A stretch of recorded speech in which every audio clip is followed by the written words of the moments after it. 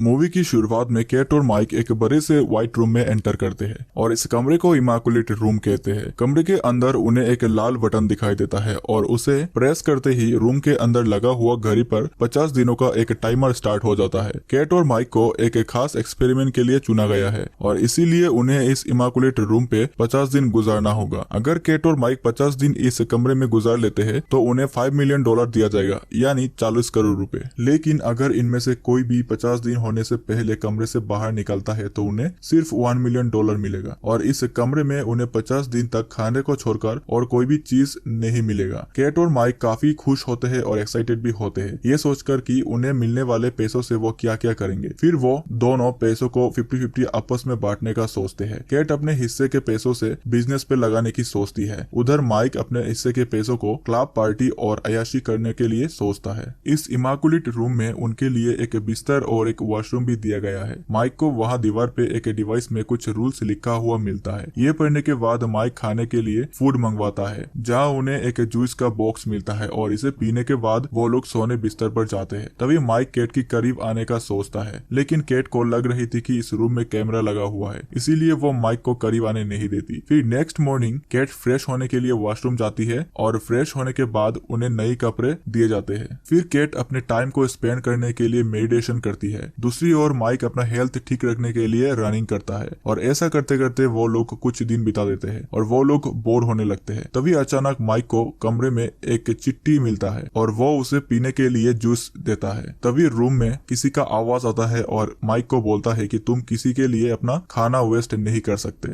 फिर माइक उस चिट्ठी को दरवाजे से बाहर निकलने को सोचता है। तभी केट माइक को कहता है कि अगर तुमने एग्जिट का बटन प्रेस किया तो हमें पूरा पैसा नहीं मिलेगा, जिसके वजह से केट और माइक के बीच झगड़ा हो जाता है। माइक फिर चिट्ठी को ग्राउंड पे रख देता है। केट को बहुत गुस्सा आता है और इसीलिए वो माइक से कहती है कि तुम वेगन हो, इसीलिए तुम्हें जानवरों से प्यार है। अब ये कहकर केट वहाँ से चली जाती है, मगर तभी गलती से माइक उसी चिट्ठी पर अपना पैर रख देता है। ये देखकर माइक गुस्से से वहाँ से चला जाता है। फिर नेक्स्ट डे माइक केट से कहता है कि मैं बहुत बोर हो रहा हूँ और मुझे एक ट्रीट ऑर्डर करनी है। और फिर माइक एक ट्रीट ऑर्डर करता है और जिसमें उसे एक ग्रीन क्रियोन मिलता है। फिर वो उस क्रियोन से पूरे रूम के दीवारों पर ड्रॉ करने लगता है। उसी दौरान केट माइक के पास आती है और वो अपने खराब बिहेव के लिए माफी मांगती है। फिर ड्राइंग करते करते माइक का क्रियोन खत्म हो जाता है और पूरे कमरे के दीवार ड्राइंग से भरा हुआ देखकर केट को गुस्सा आ जाता है, लेकिन वो माइक को कुछ नहीं बोलती। जिसके बाद वो लोग सोने लगते हैं। एक दिन अचानक उन्हें वॉशरूम में एक गन दिखाई देता है और ये देखकर वो लोग काफी डर जाते हैं और केट उस गन को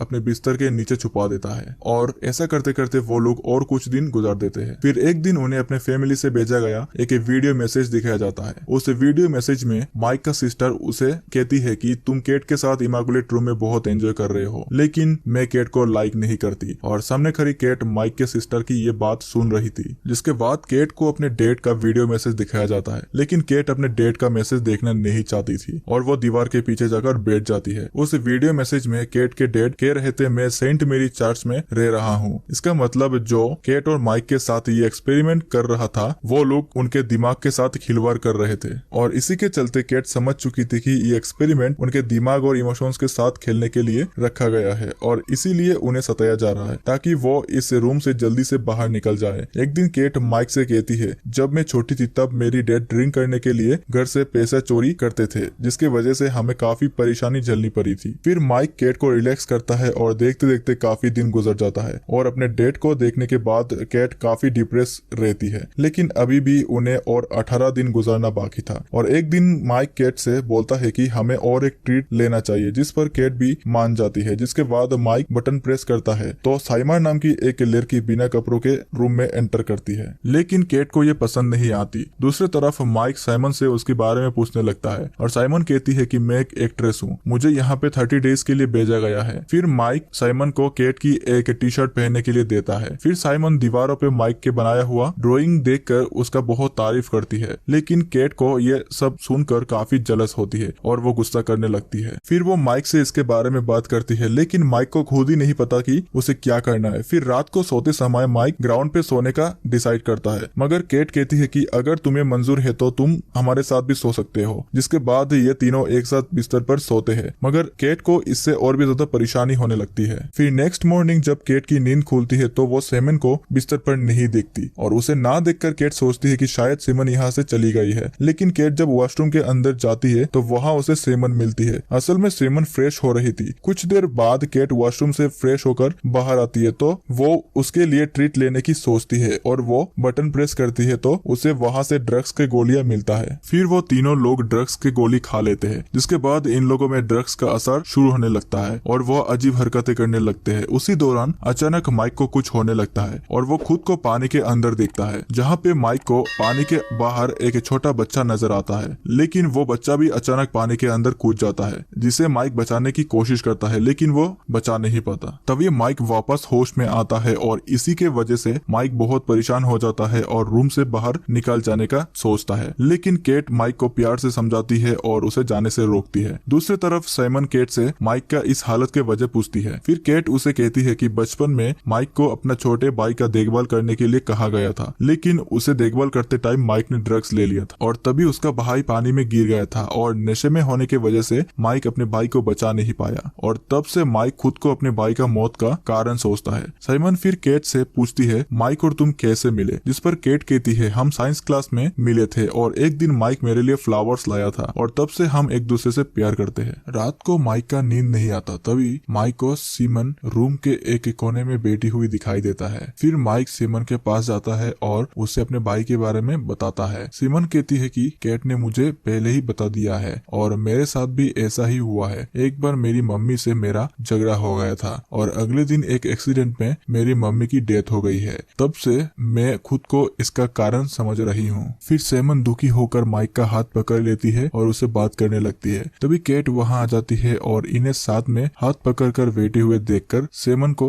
डांटने लगती है, पर माइक कहता है कि हम सिर्फ बातें कर रहे थे और ये कहकर माइक वहाँ से चला जाता है। तभी केट भी समझ आती है कि वो जो सोच रही थी ऐसा कुछ भी नहीं था उन दोनों के बीच में। फिर केट सिमन से माफी मांगती है, लेकिन सिमन भी यहाँ से चली गई है। नेक्स्ट मॉर्निंग केट सिमन को ढूंढ रही थी, लेकिन सिमन कल रात को ही वहाँ से चली गई है। फिर केट माइक को सिमन की जाने का खबर देती है, मगर माइक को सिमन की जाने से कोई खास फर्क नहीं पड़ा था और तभी केट की नजर दीवार पर लिखी सिमन की मैसेज पर पड़ती है, जिसमें सिमन ने लिखी थी यहाँ आने से पहले मुझे कभी भी किसी ने इतना प्यार नहीं दिया है। केट फिर माइक से पूछती है, लेकिन माइक कहता है कि मेरे और सिमन के बीच में ऐसा कुछ भी नहीं हुआ था। मगर केट माइक का कोई भी बात विश्वास नहीं कर रही थी और अब वो काफी भड़क गई है और गुस्से से माइक को धक्का देती है, जिससे माइक ग्राउंड पे गिर जाता है और माइक के सर से ब्लीडिंग होने लगता है। फिर माइक गुस्से से केट को कहता है कि जब से तुम मेरे लाइफ में आई हो तब से मैंने अपने रिच दोस्तों के साथ छोड़ दिया है, क्योंकि ये तुम्हें पसंद नहीं आती थी और तुम काफी समय तक काम के सिलसिले में दूसरे देशों में भी रही हो। इस दौरान मैंने कभी भी तुम्हें धोखा नहीं दिया, लेकिन अब तुम मुझे भरोसा नहीं करती हो। फिर केट माइक से माफी मांगती है, लेकिन फिलहाल अभी माइक को एक डॉक्टर की जरूरत है, ना ही केट की माफी की, और वो केट से कहता है मैं रूम से एग्जिट कर रहा हूँ और वो बाहर जाने लगता है। तभी केट बिस्तर के नीचे से गन निकलकर माइक पर टान देती है और एक गोली वो रूम के छत पर चलाती है और माइक को वार्न करती है, मगर माइक रोकता नहीं। वो रेड बटन प्रेस करके रूम से एग्जिट कर लेता है और अब केट अकेली रूम के अंदर रह जाती है। वो हिम्मत नहीं हारती, फिर वो खुद अकेली उस